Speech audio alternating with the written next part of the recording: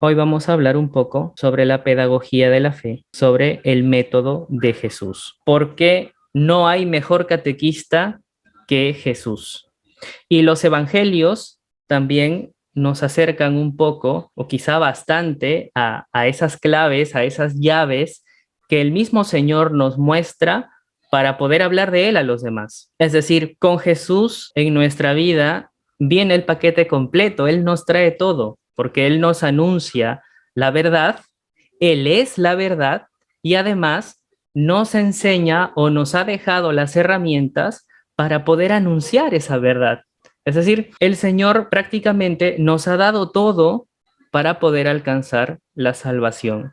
Por eso es que lo único que requerimos es nuestra propia voluntad, es nuestro propio sí, el fiat, que así como la Virgen dio esa mañana en Nazaret, el fiat nuestro es el único detalle, es el único ingrediente, ¿no?, que falta en el camino de cada uno para poder alcanzar la santidad. Entonces el Señor nos pone todo, solo quiere que digamos que sí. Y dentro de esas cosas, pues también nos ha puesto algunas llaves, algunas claves para poder hablar de Él a los demás. Entonces hablaremos un poco primero de la pedagogía de la fe.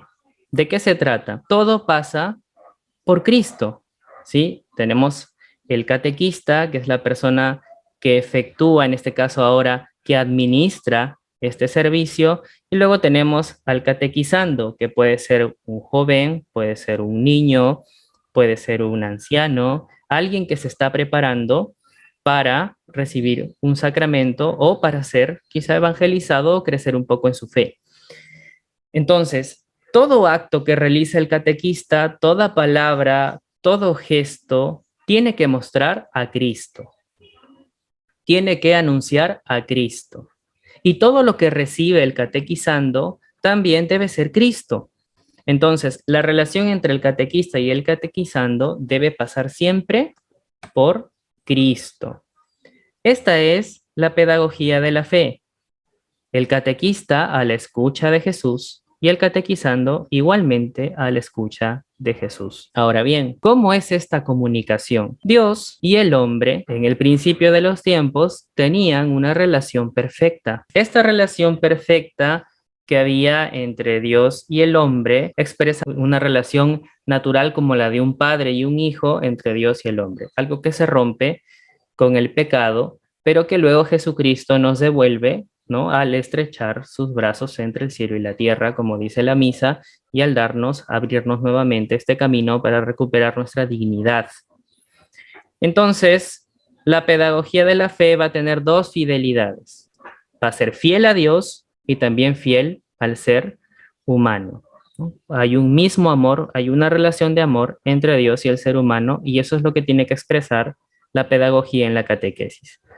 Entonces, una catequesis auténtica se va a percibir por la acción de Dios en todo el proceso, es decir, Dios actúa en todo el proceso de la catequesis.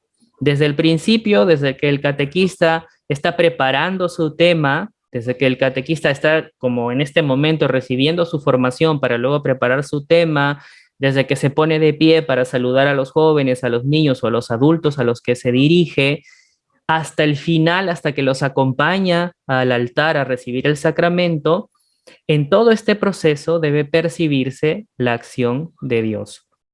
La mano de Dios está en todos los momentos de la catequesis. Segundo, la catequesis va a propiciar la participación libre de las personas. Dios no le obliga a nadie a creer, sino que espera ante su revelación, que es también un curso que van a ver más adelante con el padre Wilmer Delgado aquí también en la escuela. Frente a esta revelación, lo que Dios espera es que el hombre le responda libremente. Este acto de respuesta libre es la fe, ¿no? Es la respuesta que le damos a Dios cuando éste se revela en nuestra vida. Y decimos, sí, te he visto y creo, te he sentido y creo, te he experimentado y creo. Pero jamás es al revés, nunca Dios nos obliga a creer. Por eso la catequesis también no debe ser impositiva, sino que debe propiciar que las personas escojan libremente a Dios. Vaya tarea la del catequista, porque su trabajo, su servicio, tiene que hacer que las personas escojan libremente a Dios, que escojan libremente el bien. Y tercero, promueve la participación activa de los catequizandos. La catequesis no puede ser una acción plana, monótona del catequista, sino que debe motivar que los que están siendo catequizados también comiencen a actuar, es decir, se conmuevan. La catequesis es una llamada a la acción. Jesús no hace las cosas solo, no porque no pueda, sino porque este es su deseo. Él llama a los apóstoles a venir consigo. Y cuando hace la labor, por ejemplo, de asistir a los enfermos, de evangelizar, de atender a los pobres, él está con los apóstoles, pero también los llama a hacer algo juntos. Entonces, el catequista del mismo modo, ¿no?, debe propiciar que quienes reciben la catequesis también actúen en este proceso, sean parte del proceso, porque si solamente es un discurso, digamos, de una sola persona, un discurso de alguien que habla de Dios, pero no hace que estas palabras generen una participación en el otro, la catequesis no tendrá fruto. Es como echar agua en la tierra cuando no se ha sembrado la semilla, ¿sí? Lo mismo. Entonces, esta catequesis será legítima cuando promueva que los demás también participen activamente. Entonces, vamos de lleno ahora con el método de Jesús. Y es un método que ahora vamos a ir descubriendo que el Papa Francisco nos ha planteado últimamente en algunos de sus escritos, pero que está allí desde el principio de la Iglesia, cuando Jesús tiene esta experiencia, o más bien estos discípulos tienen esta experiencia con Jesús de camino a Emaús. El Señor se presenta frente a ellos, ¿no? Y tiene una actitud muy particular, tiene una actitud muy especial. La actitud de Jesús en este relato es una clave muy importante, muy especial para los catequistas o para aquellos que realizan la evangelización, que viene a ser algo similar en realidad, ¿no? La catequesis es parte del proceso de evangelización. ¿Qué nos dice el Papa Francisco al respecto, ¿no?, de esta lectura?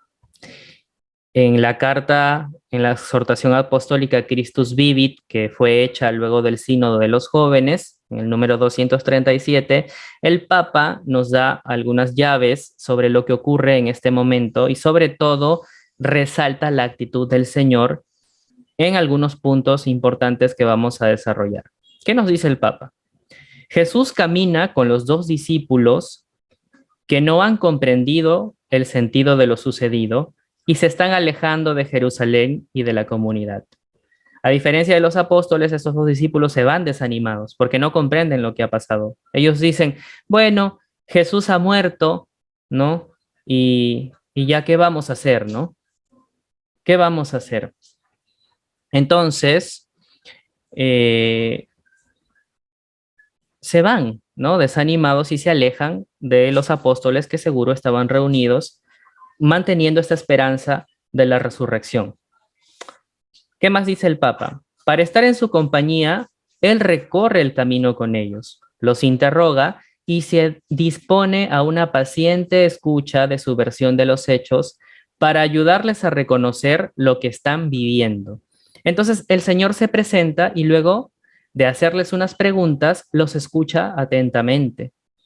Después, con afecto y energía, les anuncia la palabra, guiándolos a interpretar a la luz de las Escrituras los acontecimientos que han vivido.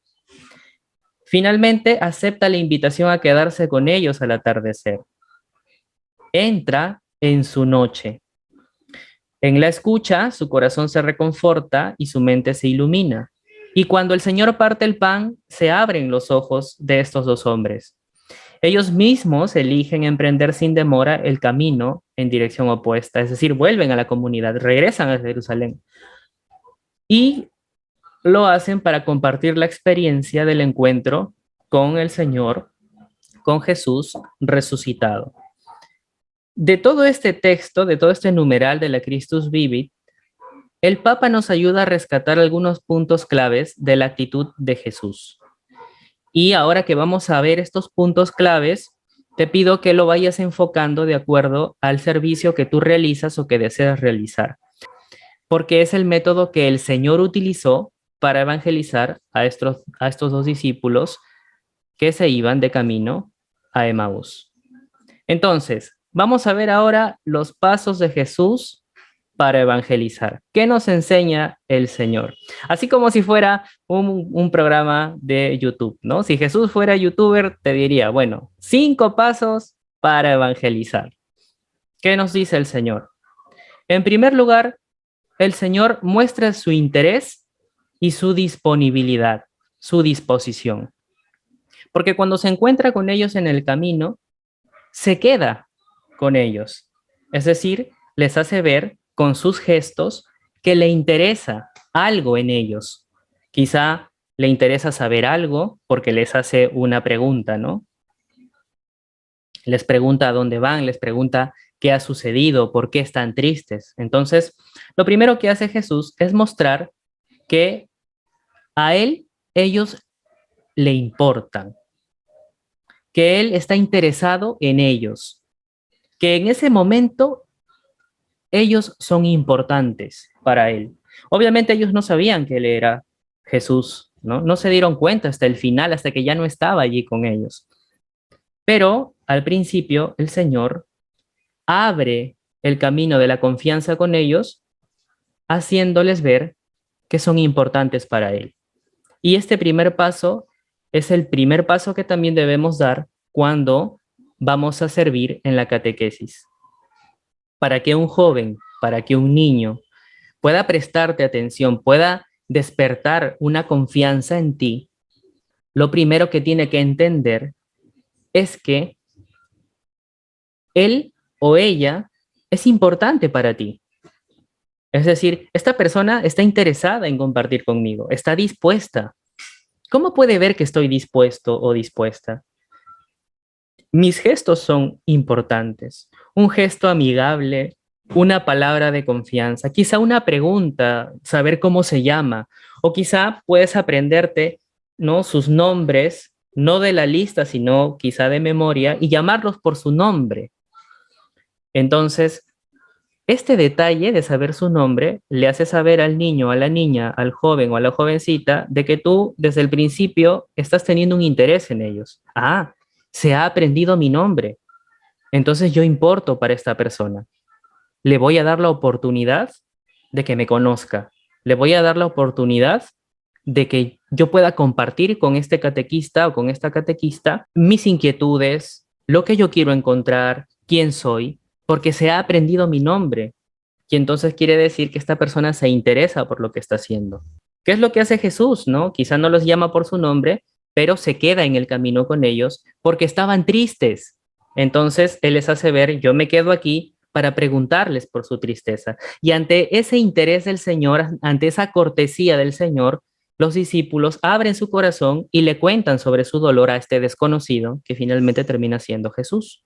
El segundo paso, el Señor hace la pregunta y luego se queda en silencio. No comienza diciéndoles, yo soy el Señor, crean en mí, de frente, sino que lo que busca es primero saber quiénes son y qué están viviendo aquellos que están enfrente. Algo que genera un mayor interés todavía, una mayor sensación de que soy importante para esta persona que me va a catequizar o que me va a enseñar, es que me va a escuchar, que tiene disposición para oírme con paciencia.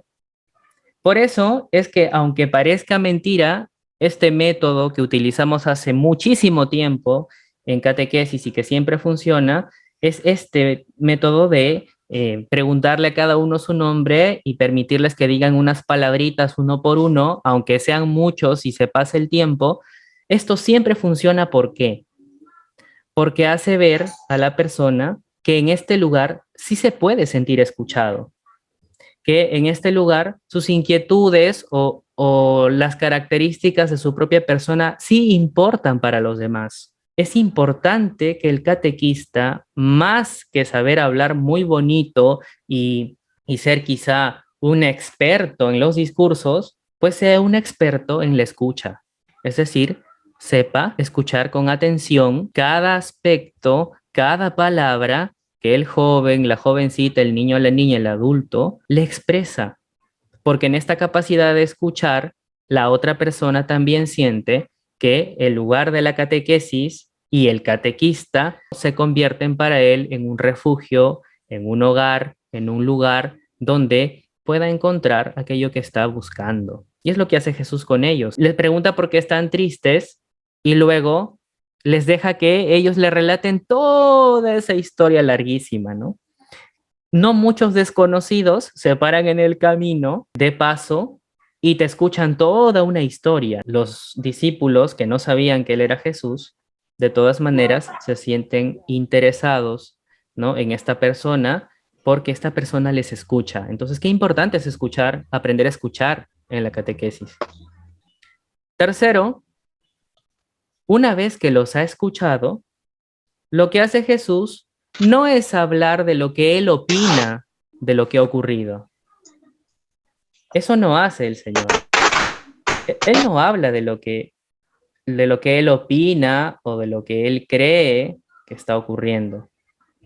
Lo que hace es primero anunciar la palabra. Anunciar la palabra de Dios con afecto y energía, dice el Papa Francisco en Christus Vivit. Una vez que les ha escuchado y que ha entendido la razón de su tristeza, lo que hace Jesús es anunciar la palabra con afecto. Entonces, si lo trasladamos a la catequesis, también entenderemos un poco aquí que lo primero que debe hacer el catequista es anunciar con esperanza el mensaje que el Señor le trae, ¿sí?, la promesa que el Señor le ha hecho a estas personas que le están escuchando. Entonces, el catequista también debe hacer lo mismo. Desde el principio hay que presentar a Jesús. No hay que tener miedo de presentarlo. Muchas veces le damos muchas vueltas al asunto y no presentamos a Jesús en el primer día.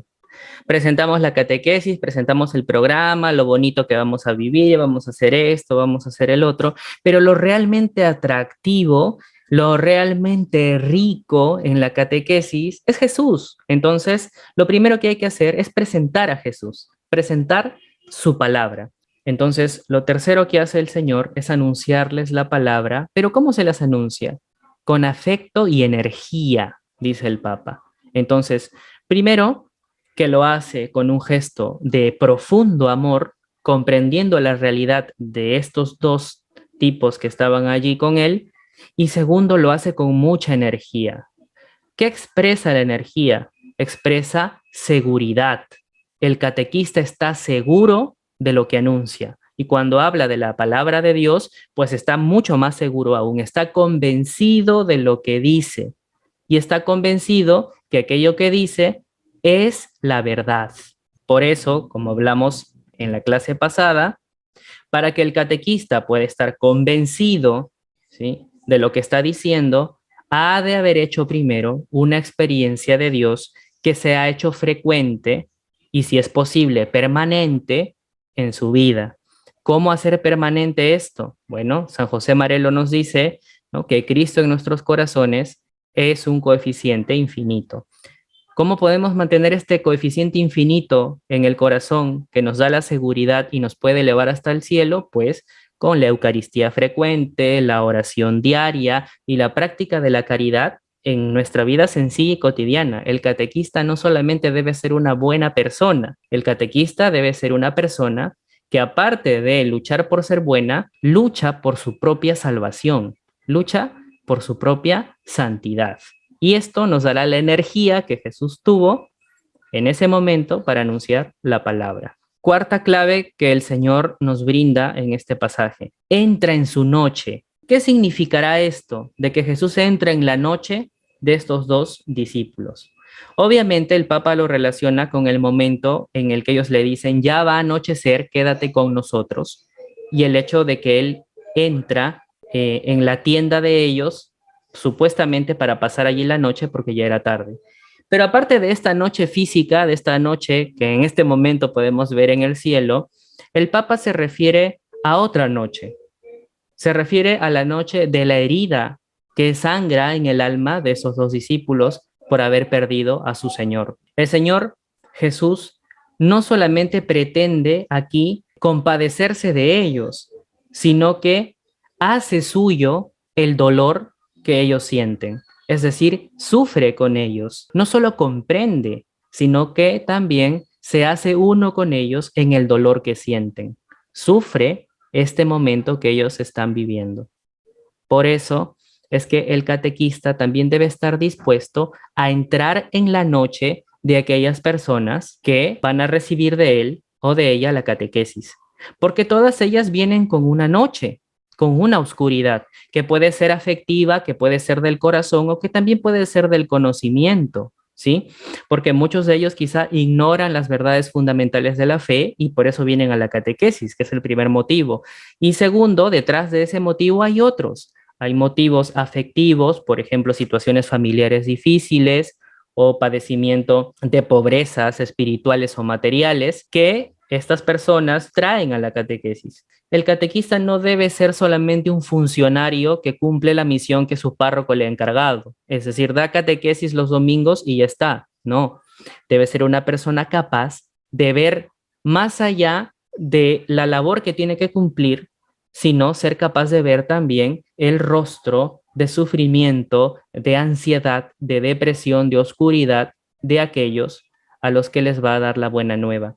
Porque cuando pueda entender esas necesidades, ¿sí? Cuando pueda comprender ese dolor, esa ceguera con la que vienen las personas a la catequesis, pues también verá la importancia y la necesidad de vivir bien, de prepararse y de tener cada vez más amor en lo que hace, porque se sentirá también un instrumento verdadero de Dios. Muchas veces decimos, los catequistas somos instrumentos de Dios, pero ¿de qué se trata ser un instrumento?